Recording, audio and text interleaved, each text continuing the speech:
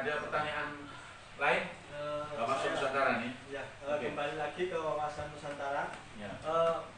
Mengapa kata Nusantara itu melekat ke Indonesia? Padahal kan awal muncul kata Nusantara itu menandakan wilayah kekuasaan Majapahit yang meliputi ada Malaysia, Brunei Darussalam, terus Filipina, Thailand Selatan, dan Thailand. Itu kok kenapa kok melekatnya hanya di Indonesia? Jadi begini, wilayah kekuasaan Kerajaan Majapahit dengan wilayah kekuasaan Negara Kesatuan Republik Indonesia tentu beda. Tentu beda dong. Ini ya kan, kita kan negara, ya negara diatur dengan hukum internasional, kemudian ada politik internasional, ada batas-batas wilayahnya, gitu. Memang kalau dalam konteks kekuasaan Kerajaan Majapahit memang sampai ke sana, ya, sampai menjangkau hari ini negeri-negeri orang. Tetapi itu dulu Kerajaan Majapahit. Bahkan Kerajaan Majapahit perdagangannya menguasai sepertiga atau 2/3 dunia zaman Majapahit. Iya, menguasai 2/3 dunia. Tidak ada Facebook, tidak ada WA, tidak ada telepon. Kok bisa Majapahit waktu itu menguasai perdagangan? Ada bukunya. Saya juga punya bukunya. Kemudian ini hasil penelitian seorang arkeolog dari UGM juga, namanya saya lupa. Saya punya bukunya. Jadi ternyata itu menguasai 2/3 dunia. Bahkan penelitian dari Profesor Nancy namanya, Profesor Nancy itu meneliti juga puluhan tahun, itu sampai menyelamatkan 750.000 manuskrip perjalanan Indonesia kita Nusantara itu. 750.000 manuskrip. Siapa yang menyelamatkan? Profesor Nancy, bukan orang Indonesia.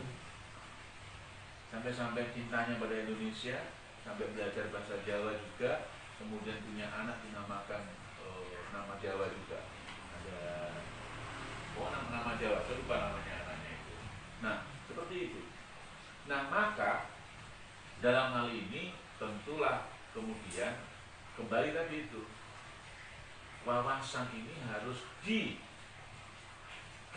dengan paham Nusantara, supaya apa yang dipersoalkan atau sampai ditanyakan tadi bisa terjawab di situ. Selain pertanyaan-pertanyaan yang mungkin menggelora, mungkin pertanyaan-pertanyaan yang menjadi kegalauan masyarakat pada umumnya, ya begitu. Nah, maka harus dibedakan. Sekarang ini kita terbentuklah yang disebut dengan negara. Ada negara Malaysia, ada negara Filipina, ada negara Thailand, ada negara Brunei dan seterusnya. Meskipun dulunya adalah wilayah kerajaan Majapahit, tapi kan dulu dan bentuk pemerintahnya waktu itu negeri Majapahit, bukan negara Indonesia kan. Nah, meskipun pusat pemerintahnya Kerajaan Majapahit berada di Indonesia, tepatnya di Mojokerto ya. Nah, begitu. Tapi jejaknya kemana ya Mojokerto? Begitu-begitu saja itu. Mojokerto juga begitu-begitu saja, padahal Majapahit, wah luar biasa hebatnya kan, luar biasa hebatnya. Patihnya aja hebat kayak begitu, apalagi rajanya kan. Nah, sehingga ini satu wawasan Nusantara harus segera diganti dengan paham Nusantara. Yang kedua, Nusantara memang karena itu jejak sejarah gitu kan, kekuasaan Majapahit menjadi jejak kan, maka Nusantara itu identik dengan Indonesia. Meskipun dulu wilayahnya sampai Thailand Selatan atau Filipina, kemudian Brunei dan seterusnya itu Nusantara, ya kan? Tapi saking melekatnya bahwa Nusantara itu adalah sekarang bumi Indonesia, maka ya Nusantara itu adalah Indonesia. Cuma wilayah teritorial hukumnya kita ada Sabang Merauke, Filipina sendiri, begitu, Brunei sendiri, Malaysia sendiri, gitu. Nah, saya kira itu kuncinya, wawasan Nusantara harus diganti segera dengan paham Nusantara. Begitu. Ada tanggapan nggak? Ada tanggapan? Nggak ada.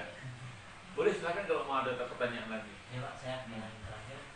Ini berkaitan dengan terakhir nih. ya. Oke. Pertanyaan berkaitan dengan bela negara ya Pak. Sebentar, kalau apa namanya sebelum ditanyakan yang terakhir ini mewakili rakyat atau mewakili mahasiswa? Mewakili rakyat. Wah, Mewakili rakyat. Oke, ya. Kan menurut saya kan baru kasus baru ini kan apa itu hubungan Cina Indonesia itu kan mana sih Pak? Apa itu tentang pelanggaran kedaulatan yang dilakukan kapal Coast Guard Cina di ZTE Natuna itu kan apa itu mengklaim kalau Cina punya batas-batas 9 dash line atau 9 garis putus-putus yang diakui Cina, sedangkan Indonesia kan mengklaimnya itu bukan milik Cina. Lalu sedangkan batas-batas internasional yang sudah diatur di UNCLOS 1982. UNCLOS 1982. Nah itu menurut tanggapan Bapak bagaimana menyikapi hal tersebut? Begini, suatu negeri itu bisa jadi ancaman bagi negara lain. Bentuknya macam-macam. Sama lah dengan bertetangga kita ya. Tapal batas tanah itu kalau tidak jelas, maka anak cucu, nah anak cucunya akan, loh dulu kakek saya di sini, betul nggak? Berarti ini tanahku. Oh nggak bisa, wong saya sudah sejak dulu di sini kok. Nah, akhirnya jadi persengketaan wilayah, betul ya? Ini gambaran kecilnya saja. Nah, gambaran besarnya seperti yang ditanyakan tadi. China mengakui bahwa ini Natuna atau apa itu masuk wilayahnya.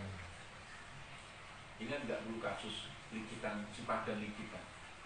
Lepas yang dulunya milik kita lepas menjadi milik Malaysia, ya kan? Cipadan Likitan. Nah, tidak tahu itu bagaimana, karena itu hukum internasional, ahli hukum internasional, kemudian pengadilan internasional dan seterusnya ya. Dan itu coba kalau pada saat itu mengajak mahasiswa itu kira-kira menang ya. Bukan hanya mengajak orang-orang pemerintahan gitu ya.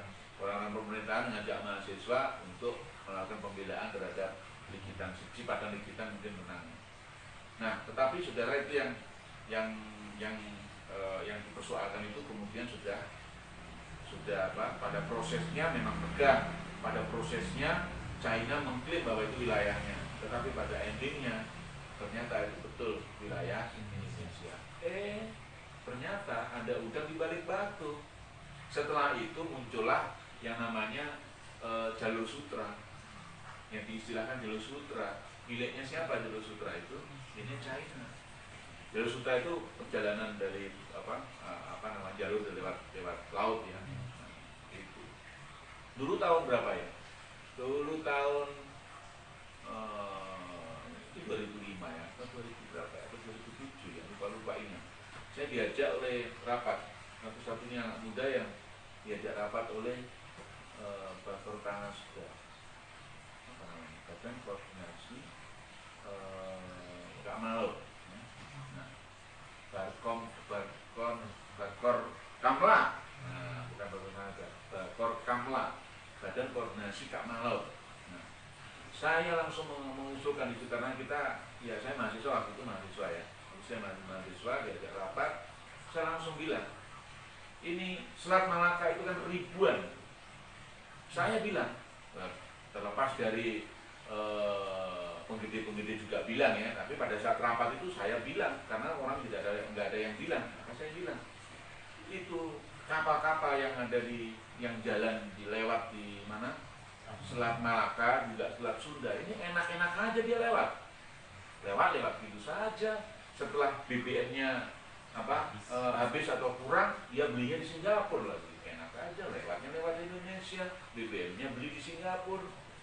Nah, saya waktu itu usul Indonesia segera dalam tanda petik waktu itu bikin tarif orang yang kapal yang lewat di Selat Malaka dan juga Selat Sunda, karena berjalan membelah dunia agar dari ujung dunia timur sampai dari barat bisa lewat, itu harus lewat ini. Coba lihat peta, nggak bisa nggak lewat situ. mau berjalan dari perjalanan laut ya, dari barat menuju ke timur. Kalau nggak lewat Malaka atau Sunda nggak bisa. Mau lewat mana? Nggak bisa, muter-muter dia, nggak bisa, pasti lewat situ. Maka ribuan kapal ya lewat situ, lewat kapal pesiar, kapal perdagangan, mungkin kapal tanker membawa energi atau BBM, lewat situ. Kalau nggak lewat situ nggak bisa. Nah, maka ini yang harus menjadi kesadaran, ya, menjadi kesadaran rakyat bahwa ternyata kita itu wilayah kita itu 70% laut, 30%-nya darat. Ini yang kita sadari ini. Orangnya hidup di darat. Yang jadi nelayan sama yang jadi darat berapa sih? Ayo perbandingannya. Yang jadi nelayan berapa? Beberapa orang. Mahasiswa mau nggak yang jadi nelayan? Mau? Teknik sipil mau jadi nelayan nggak? Ya, jalurnya bahasa Inggris. Dari mau jadi nelayan nggak mungkin lah, gengsi kira-kira gitu. Nah, tetapi ternyata laut kita lebih luas dibanding darat kita. Mestinya laut yang harus kita kembangkan, iya kan? Kita bangun, kita kembangkan, masyarakatnya diajak ke laut lah, kira-kira begitu. Laut ada apa di situ? Oh, ada kekayaan alam, ada ini dan seterusnya.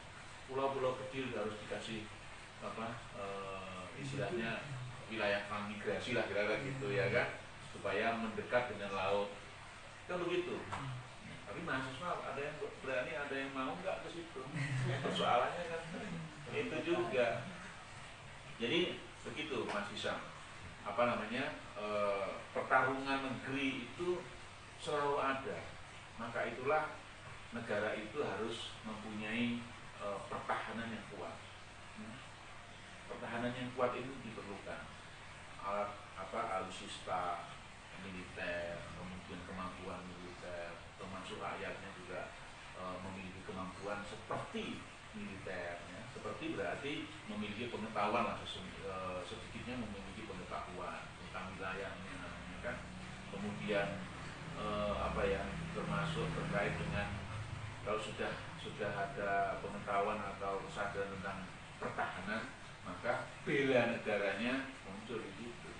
Nah, cuma saya mengkritik juga dulu waktu Pak Riam Mijat jadi Menteri Pertahanan, saya mengkritiknya begini, bela negara itu kemudian direkrut dari warga sipil, mungkin mahasiswa juga, cuman dilatih seperti militer. Nah, jadi seolah-olah bela negara adalah identik dengan militer, harusnya tidak. Bela negara harus identik dengan pertahanan, jangan militer. Kalau pertahanan berarti apa? Menghadapi ancaman. Ancamannya apa yang sekarang? Kan bukan ancaman militer, bukan ancaman dari kekuasaan negeri lain membawa persenjataan, ya kan, nembakin atau ngebombing gitu kan enggak. Tapi apa yang soft kan? Kita ini kan soft war, ya kan, perangnya perang lembut. Apa itu informasi, ya kan? Kemudian paham-paham di luar paham Nusantara, ya kan? Nah, kalau paham-paham di luar itu hanya dilawan dengan wawasan Nusantara, halah ya lemah. Tadi itu pertanyaan kamu, ini lemah konsepnya. Di sana paham, yang datang paham, yang di sini cuma wawasan. Ya, hancur lah, ya kan? Hancur. Makanya ancaman dari luar itu bukan lagi persenjataan, tetapi adalah yang soft, yang sifatnya soft, lembut. Ada informasi, ada paham, kemudian apa lagi kira-kira. Itu musuh kita, atau yang teknologi bisa jadi, ya kan, ancamannya berupa itu. Bagaimana menangkal itu? Maka saya setuju bela negara itu bukan militerisme, tapi pertahanan. Nah, kalau sudah pertahanan bukan lagi militer saja. Memang iya militer, tapi bukan hanya militer saja, termasuk paham, informasi. Nah, ini harus tangguh. Bagaimana tangguh? Jangan wawasan Nusantara, gitu. Jadi paham Nusantara biar hebat, gitu bisa. Ada tanggapan? Nggak ada ya? Baik, saudara, ini ada beberapa video yang bisa terpotong-potong, mungkin ada beberapa video yang mahasiswa hebat-hebat ini mengajak diskusi kita semua soal wawasan Nusantara. Kita sudahi dulu dan sampai ketemu di diskusi selanjutnya. Wassalamualaikum warahmatullahi wabarakatuh. Waalaikumsalam.